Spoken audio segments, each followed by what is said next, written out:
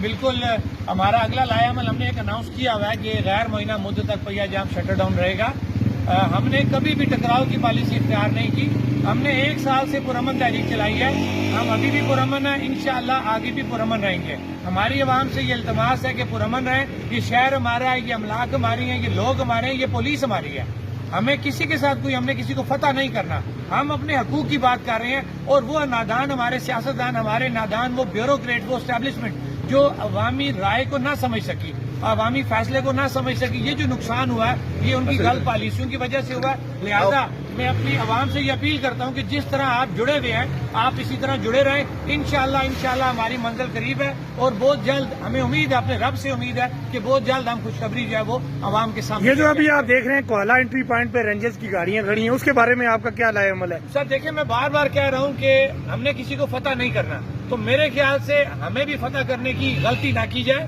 ہم پرامن لوگ ہیں, پرامن خطہ ہے, ہم ہر چیز کو بیٹھ کے سیٹل کر رہے ہیں. اس سے پہلے بھی ہم 1 سال سے اس تحریک میں مذاکرات کر رہے ہیں. ہم نے مذاکرات کے دروازے کبھی بند نہیں کیے, لیکن ہم نے یہ کہا کہ آپ فائنل چیز پہ مذاکرات ہو چکے ہوئے ہمارے, آپ ہمیں نوٹیفیکیشن دیں. اللہ خیر سے. رات کو وزیراعظم نے یہ کہا کہ ہم ترقیاتی بجٹ پہ کٹ لگا کے آپ کو سبسڈی دیں گے, تو وزیراعظم ایسا کیوں نہیں کرتے؟ آپ کا یہ مطالبہ کیوں نہیں کرتے وزیراعظم سے کہ وزیراعظم اپنا جو اخراجات ہے وہ کم کریں اور عوام کو سہولت دیں, نہ کہ وہ ترقیاتی فنڈز عوام کے کاٹیں؟ آپ نے میرا اکثر انٹرویو میں سنا ہوگا کہ میں یہ کہتا ہوں کہ ہم نے کبھی بھی اس نظام کو لپیٹنے کی بات نہیں کی.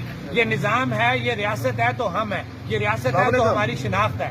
ہم نے کبھی کسی اسمبلی کو بلڈوز کرنے کی بات نہیں کی, کسی نظام. ہم بار بار کہتے ہیں کہ جمہوریت ہے, نظام ہے تو ہم ہیں, لیکن یہ بھی تو ظلم ہے کہ اس کی آبادی سے زیادہ راولپنڈی اور گجرانوالہ کی آبادی ہے. جس طرح کل آپ کا بیان تھا کہ ایک ڈپٹی کمشنر چلا رہا ہے, اس سے تو ہماری آبادی بھی کم ہے. ان کی آپ سوچ دیکھیں کہ غریب عوام سستا آٹا, سستی بجلی مانگ رہا ہے تو اس کو کہہ رہے ہیں بجٹ نہیں ہے, اور عیاشیوں کے لیے اپنے اقتدار کو طول دینے کے لیے آپ 40 سے 45 منسٹروں کو جھنڈیاں لگا دیں, اور ایک منسٹر 2 کروڑ روپے آپ کو پڑتا سالانہ, تو آپ کو ادھر بجٹ ہے. تو جب عوام مانگے تو آپ ہمارے ترقیاتی بجٹ, ہماری صحت اور تعلیم کے پیسے کاٹیں. آپ کو تو شرم آنی چاہیے یہ بات کرتے ہوئے. آپ ایک تاجر نمائندہ ہو کر, ایک مظفر آباد کا نمائندہ ہو کر بات کر رہے ہیں, تو یہ جو ہمارے مظفر آباد کے MLAs ہیں یہ کیوں خاموش ہیں؟ ایسا کیا وجہ ہے کہ وہ بالکل سائلنٹ ہے اور وہ اس تحریک میں حصہ نہیں لے رہے؟ اس کا تو مطلب یہ ظاہر ہوتا ہے کہ ان کو عوام کی جو سہولیات ہیں ان سے کوئی سروکار نہیں ہے.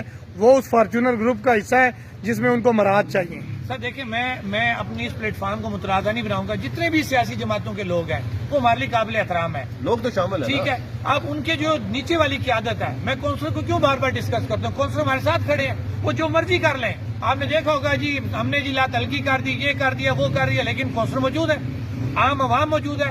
یہ ہم جتنے لوگ کھڑے ہیں مختلف سیاسی جماعتوں سے نا سر, کوئی ایک جماعت تو نہیں ہے.